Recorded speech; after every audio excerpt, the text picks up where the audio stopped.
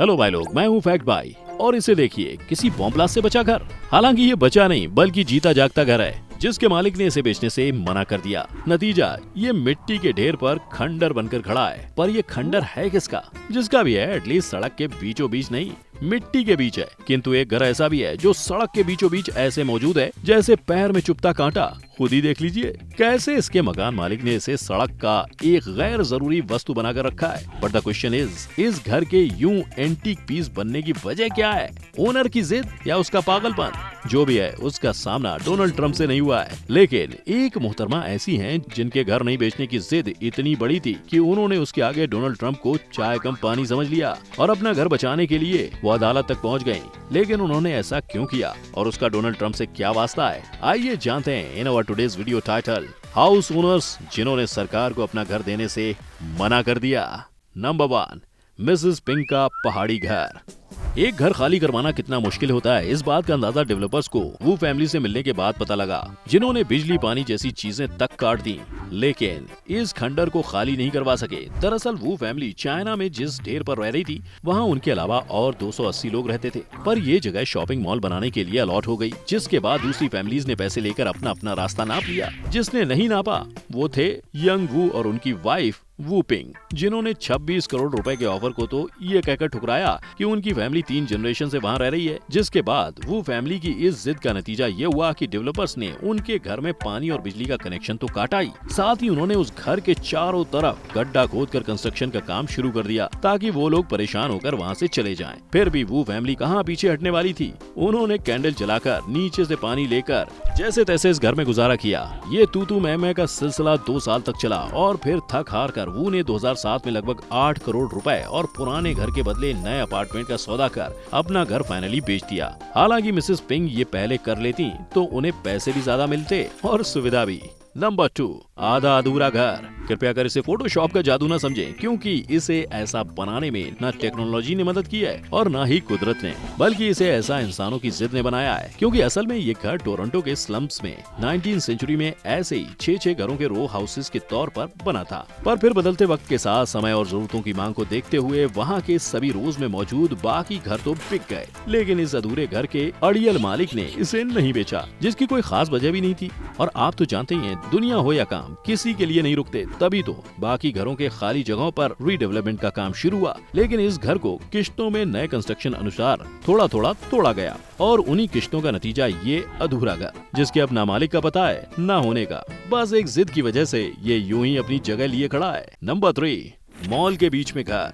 वैसे क्या आप जानते हैं, औरत की जिद सिर्फ युद्ध नहीं लड़वाती बल्कि वो अपने घर के पास मॉल भी बनवा सकती है। जी हाँ, तभी तो इंग्लैंड में रहने वाली एडिथ मैकफील्ड ने अपना घर न बेचने का फैसला लेकर उसके इर्द गिर्द मॉल बनवा दिया। हुआ कुछ यूं कि जिस जगह पर एडिथ का घर था, वहाँ डेवलपर्स सुपरमार्केट और शॉपिंग सेंटर्स बनाना चाहते थे। इसलिए उन्होंने जगह खाली करने के बदले एडिथ को कई $million ऑफर किए। लेकिन वो घर एडिथ का फैमिली घर था, जहाँ उनकी माँ रहती थी, इसलिए उन्होंने उसे बेचने से मना कर दिया। अब शॉपिंग मॉल के बीच एक घर का होना फूल में लगे कांटे जैसा था, इसलिए डेवलपर्स ने एड़ी चोटी का जोर लगाया ताकि एडिथ घर खाली कर दें। पर एडिथ नहीं मानी, जिसके बाद मजबूर होकर डेवलपर्स को उनके घर को घेर कर काम शुरू करना पड़ा। उसी दौरान वहाँ कुछ ऐसा हुआ जिसने सबको चौंका दिया, क्योंकि घर बेचने से इनकार करने वाली एडिथ की कंस्ट्रक्शन चीफ बैरी मार्टिन से दोस्ती हो गई। वो भी कोई हाय हेलो वाली नहीं, एकदम पक्की वाली। इतना ही नहीं, उन दोनों की दोस्ती इतनी गहरी हो गई कि बैरी एडिथ की हर काम में मदद करता। यहाँ तक कि जब एडिथ की तबीयत बहुत ज्यादा खराब हुई थी, तब भी बैरी ही उसके साथ हॉस्पिटल में था। जानते हो इस काम का फल बैरी को कैसे मिला? एडिथ की मौत के बाद सबको पता चला कि एडिथ ने अपने मरने से पहले एक विल बनवाकर अपने घर को बैरी के नाम कर दिया था। जिसके बाद सबका भला सोचते हुए बैरी ने मॉल के बीचों बीच मौजूद इस घर को 231 करोड़ रुपए में बेच दिया। नंबर 4, सड़क के बीच में होगा घर। पैर में चुभने वाला कांटा, सड़क के बीचों बीच वाला घर याद है आपको? हाँ, वही घर जो सड़क के लिए अनवांटेड बनकर खड़ा है। वो घर वहाँ लालच वाली जिद की वजह से खड़ा है, क्योंकि वो घर लुओ बाओजेन और उनकी पत्नी का है। और जहाँ इनका घर है, वहीं से चाइनीज सरकार को 6 लेन हाईवे निकालना था, जिसके लिए उन्होंने कंपनसेशन देकर पूरा इलाका खाली करवा दिया। रह गया तो बस ये 5 फ्लोर का घर, क्योंकि बाकी सभी हाउस होल्डर्स ने पैसे लेकर हटा दिया था। लेकिन वो लुओ और उनकी पत्नी को हटा नहीं पाए और उनकी सेफ्टी को ध्यान में रखते हुए इस बिल्डिंग में रह रहे बाकी लोगों को भी नहीं हटाया गया। फिर जैसे जैसे बिल्डिंग पुरानी होने लगी, एक एक कर सबने अपना घर खाली कर दिया। हालांकि इस सब में लुओ का नाम अब भी नहीं था, क्योंकि उनके मुताबिक उनके घर खाली करने के बदले जो रकम मिल रही थी वो काफी कम थी। अब क्योंकि लॉ के मुताबिक कोई भी किसी हाउस ओनर को जबरदस्ती उनके घर से नहीं निकाल सकता, इसलिए सरकार ने घर को ऐसे ही बीच में रहने दिया और 6 की जगह 4 लेन का हाईवे इस घर को घेर कर बना दिया। जिसके बाद घर की हालत देखते हुए फाइनली लुओ ने 30 लाख रुपए लेते हुए घर खाली कर दिया और आज उस घर की जगह पर भी बाकायदा रास्ता बनाया जा चुका है। नंबर 5, हवाई अड्डा या खेत। हवाई जहाज के रनवे के बीच में आप ज्यादा से ज्यादा क्या इमेजिन करेंगे? Planes, right?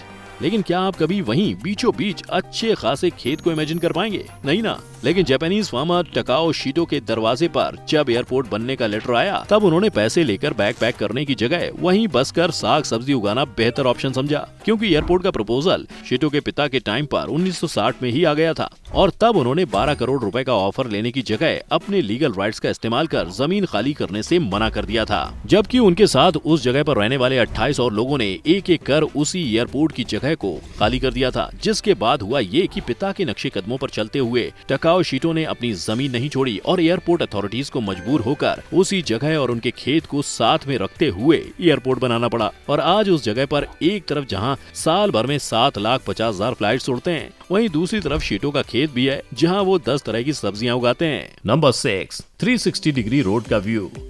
इसे देखिए, अम्यूजमेंट पार्क है ना, लेकिन ये कोई अम्यूजमेंट पार्क नहीं, बल्कि हर वक्त गाड़ियों के आने जाने वाले मल्टी लेन हाईवे के बीच बसा वो घर है जिसमें लोग रहते हैं। ये कैसे हुआ, यही जानना चाहते हो ना? वेल, जिस जगह पर ये हाईवे है या यूं कह लो कि घर है, वहाँ पहले से ही ब्रिज बनने का प्रपोजल पास हो गया था। इसीलिए सभी इंजीनियर्स और डेवलपर्स ने मकान मालिकों से उनके घर के बदले उन्हें अच्छी रकम एज अ कॉम्पनसेशन देने की बात कही। लेकिन मालिक तो ठहरा मालिक, उसे सीधी बातें कहाँ समझ आती हैं। ऐसा ही कुछ इस बिल्डिंग के मालिक के साथ भी हुआ, जिसने उसे ताजमहल समझ लिया और अपने घर को दूसरे सभी फ्लैट ओनर्स के साथ मिलकर बेचने के खिलाफ हो गया। जिसके बाद इंजीनियर्स ने इस समस्या का मिडिल वे कुछ ऐसा निकाला कि ये घर मिडिल में ही रह गया और उसके चारों तरफ हाईवे बन गया। ये सब जानने के बाद अगर आपको भी कभी सड़क, टू बी प्रिसाइज हाईवे का 360 डिग्री वाला नजारा चाहिए हो, तो आप चाइना में बसे इस घर में जाके रह सकते हैं। इससे होगा ये कि आपको व्यू तो मिल ही जाएगा, प्लस आपको ट्रैफिक की आवाज की भी आदत हो जाएगी।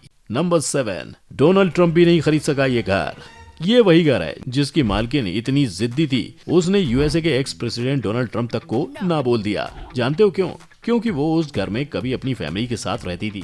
दरअसल वेरा कोकिंग ने अपने इस घर को अपनी फैमिली के करीब रहने के लिए खरीदा था, लेकिन फिर डेवलपमेंट के चलते एक बिल्डर ने वहां आके सभी घरों को खरीद लिया। हालांकि उन घरों में कोकिंग का घर नहीं था, फिर भी उस रियल एस्टेट डेवलपर ने बड़ी बड़ी रकम के लालच देकर घर खरीदना चाहा, लेकिन वेरा नहीं मानी। इसके बाद उसे उल्टे पैर वापस जाना पड़ा। बारी आई नए डेवलपर की, जो कोई और नहीं उस वक्त के real estate developer Donald Trump थे, जो अपने होटल के लिए वेरा के घर की जगह पर पार्किंग एरिया बनाना चाहते थे और इसके लिए उन्होंने कोकिंग के घर के आसपास की सभी जगह भी ले ली थी। पर वहीं बीच में मौजूद कोकिंग अपना घर किसी भी कीमत पर बेचने को राजी नहीं हुई, जिसके बाद ट्रंप ने उन्हें काफी डराया धमकाया। लेकिन वेरा ने डरने की जगह ट्रंप को मुंह तोड़ जवाब देते हुए उनके खिलाफ केस फाइल कर दिया। एज अ रिजल्ट वहाँ की अथॉरिटीज ने जबरदस्ती उसके घर पर कब्जा कर उसे पुराने डेवलपर से मिलने वाले रकम का बस एक हिस्सा दिया और 2014 में लॉस होने की वजह से इसी जबरदस्त हड़पी हुई प्रॉपर्टी को भी ऑक्शन में बेच दिया गया। लेकिन समझने वाली बात यह है कि यहाँ इन मकान मालिक के अपने घर को नहीं छोड़ने की वजह सिर्फ कम कीमत या उनकी जिद नहीं थी,